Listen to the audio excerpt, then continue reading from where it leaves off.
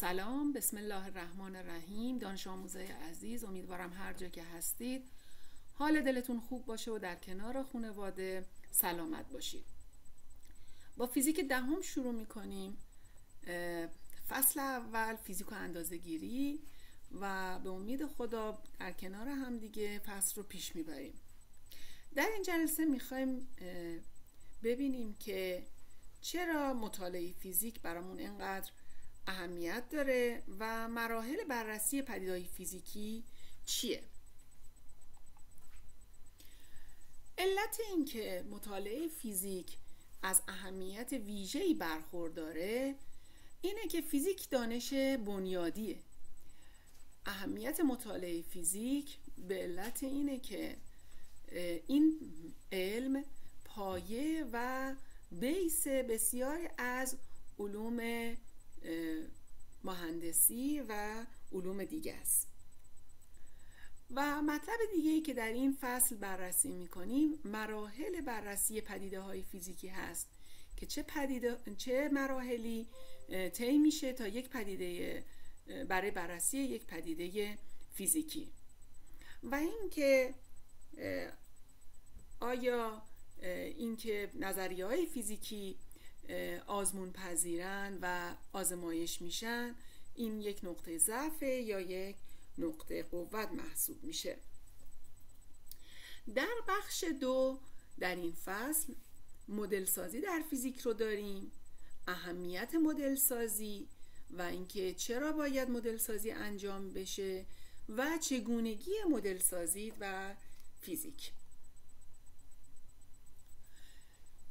اول اینکه مطالعه فیزیک چه اهمیتی داره و چرا اینقدر علم مهم و ارزشمندیه. مطالعه فیزیک به این دلیل اهمیت داره که فیزیک از بنیادی ترین دانش ها و شالوده تمام مهندسی ها و فناوری هایی که به طور مستقیم یا غیر مستقیم در زندگی ما نقش دارن.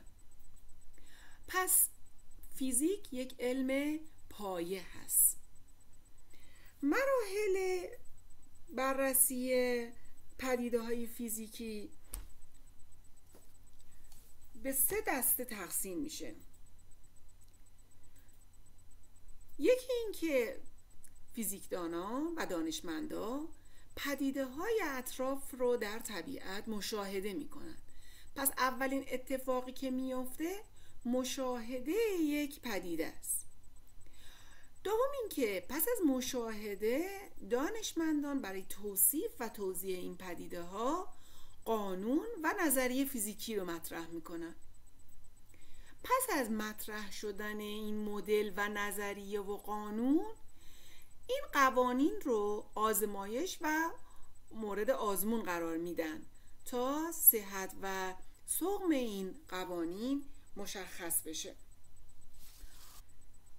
میگیم که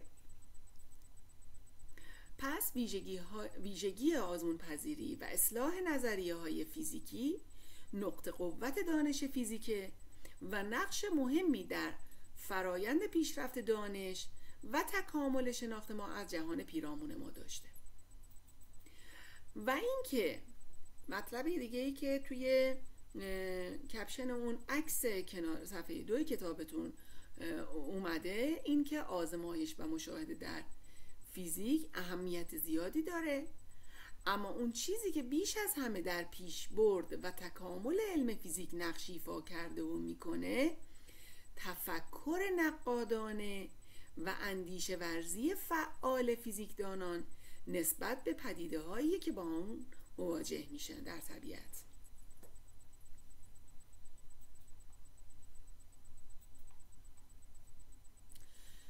مطلب دیگه‌ای که مطرح میشه اینه که آیا مدل ها و نظریه های فیزیکی همیشه در طول زمان ثابت هستند؟ جوابی که میشه گفت اینه که مدل ها و نظریه های فیزیکی در طول زمان همیشه و همواره معتبر نیستند و حالا میخوایم ببینیم که چرا این عدم اعتبار وجود داره، این به خاطر اینه که علم مرتب پیشرفت میکنه و تکامل علم باعث میشه که نظریه ها هم با تکامل علم مرتب تغییر کنن.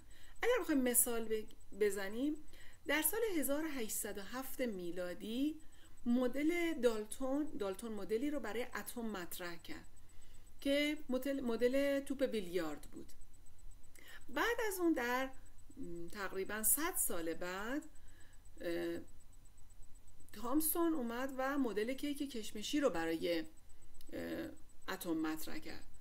چون بارها کشف شده بود و بارهای مثبت و منفی کشف شده بود، تامسون یک مدل جدیدی رو مطرح کرد و 11 سال بعد رادرفورد مدل هسته‌ای رو مطرح کرد که هسته در مرکز با بار مثبت و الکترون ها با بار منفی در اطرافشون هستن. هر کدوم از این مدل ها یک نقش یا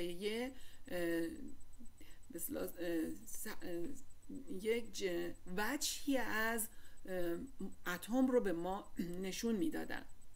با گذشت زمان و پیشرفت تکنولوژی و آزمایش‌های دقیق‌تر، بور به این نتیجه رسید که در سال 1913 مدل سیاره‌ای رو مطرح کرد. به این نتیجه رسید که هسته اتم رو در مرکز و الکترون‌ها رو در مدارات مشخصی در اطرافش در نظر بگیره و با پیشرفت علم و مجهز شدن آزمایشگاه‌ها به ادوات دقیق‌تر، در 1926 شوردینگر مدل ابر الکترونی رو مطرح کرد. می‌بینیم که با گذشت زمان نظریه و اون مدل‌هایی که مطرح میشه تغییر میکنه و این یکی از محسنات علم فیزیک هست. خب حالا ما فهمیدیم که علم فیزیک علم خیلی خوبیه و کمک میکنه به ما که جهان اطرافمون رو بهتر بشناسیم و یک علم بنیادین هست که توی علوم دیگه و مهندسی ها ازش خیلی استفاده میشه. حالا میخوایم ببینیم که این علم فیزیک چطوری در این شناخت به ما کمک میکنه. یکی موردی که در ابتدا مطرح میشه اینه که وقتی ما میخوایم یه پدیده فیزیک رو بررسی کنیم، این پدیده فیزیکی پیچیده است. مثلا وقتی که یه برگی از درخت میفته، این برگ پیچ و خم‌های مختلفی رو مثلا طی میکنه تا به زمین برسه. حرکت چرخشی، نوسانی و یه حرکت پیچیده‌ای رو داره تا به زمین سقوط کنه. و اگر ما بخوایم این سقوط برگ رو بررسی کنیم، خیلی مسئله پیچیده‌ایه که قابل حل نیست. فیزیکدانا برای اینکه بررسی کنن این پدیده ها رو نیاز دارن به مدل سازی. یعنی علت این که مدل سازی باید صورت بگیره اینه که پدیده های فیزیکی که اتفاق میافتن پیچیده هستن و برای اینکه فرایندی اجرا بشه که امکان بررسی ریاضیش به وجود بیاد، باید اون فرایند مدل سازی بشه. پس علت مدل سازی اینه که فیزیکدانان برای بررسی پدیده ها از مدل سازی استفاده میکنن، چون پدیده ها در فی نفسه پیچیده هستن. حالا مدل سازی چی هست؟ مدل سازی در فیزیک فرایندیه که طی آن یک پدیده فیزیکی رو اونقدر ساده و آرمانی کنیم تا امکان بررسی و تحلیلش فراهم بشه. حالا ببینیم این جمله یعنی چی؟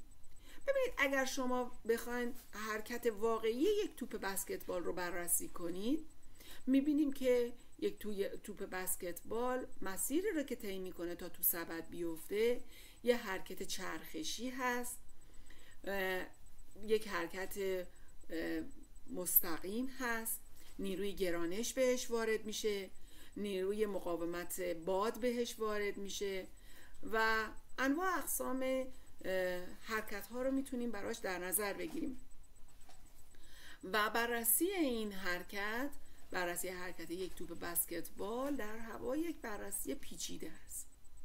حالا برای اینکه این بررسی و این پدیده قابل بررسی بشه و قابل فهم بشه، ما میایم فرض میکنیم که نیروی مقاومت هوا بر توپ وارد نشه. برای که این اتفاق بیفته ابعاد توپ رو بر یک مرکزی در نظر میگیریم به نام مرکز جر در مرکزش و توپ رو یک نقطه فرض میکنیم. توپ بسکتبال رو یک نقطه فرض میکنیم. اگر توپ بسکتبال رو یک نقطه فرض کنیم به طور اتوماتیک هم مقاومت هوا حذف میشه، هم چرخش توپ حذف میشه و فقط چیزی که میتونیم براش در نظر بگیریم نیروی گرانش ناشی از جاذبه زمین بر توپ هست و مسیر حرکتی که توپ طی میکنه تا به توپ بسکتبال میرسه که این رو به راحتی بچه‌ها توی سال 4 همین دبیرستان میتونن بررسیش کنن. پس بررسی مدل سازی برای فیزیکدانان اهمیت زیادی داره. باید توجه کنیم موقعی که میخوایم مدل سازی کنیم یک پدیده فیزیکی رو، باید اون اثرات جانبی و جزئی یک پدیده رو نادیده بگیریم، نه اثرهای مهم و تعیین کننده رو. مثلا فرض کنید تو شکل قبل ببینید ما اومدیم و اون چیزی رو که حذف کردیم ابعاد اون توپ و مقاومت هوا بود. اگر نیروی گرانش رو در نظر نمی گرفتیم کلا مسیر حرکت توپ تغییر می کرد. ببینید اگر به جای مقاومت هوا نیروی جاذبه رو در نظر نمی گرفتیم، اون وقت مدل ما پیش بینی می کرد که وقتی توپی به بالا پرتاب میشه روی یک خط مستقیم بالا میره و این اصل موضوع رو تغییر میداد و غلط میشد. توی پرسش کتابتون اومده که شکل الف بر اساس آنچه در علوم سال 8 در زمینه نورشناسی خوندید این شکل رو داده که گفته اجزای این شکل رو توضیح بدید و بگید که در اون چه چیزی مدل سازی شده. این مدل سازی چگونه در تشکیل تصویر یک دوربین عکاسی به کار رفته است. تو شکل ب. حالا ببینید تو شکل الف پرتوهای نور موازی رو در نظر گرفته شده.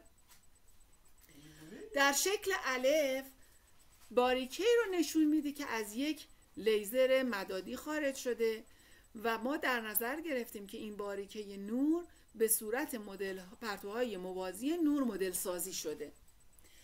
و در شکل ب این چشمه نور که خورشید هست فرض کرده که پرتوهای فرودی از خورشید به صورت موازی باشه و این پرتوهای موازی میتابه به اون جسم و این پرتوهای بازتابیده شده به اون دوربینمون میرسه و تشکیل تصویر میده.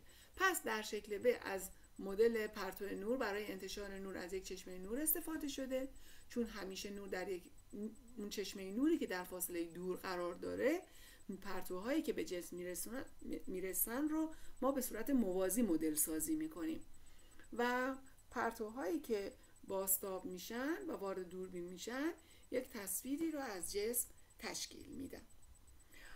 امیدوارم که توضیحاتی که در این دو بخش بهتون داده شد مفید واقع بشه و بتونه استارت خوبی باشه برای اینکه یک نگاهی به درس فیزیک داشته باشید. موفق باشید.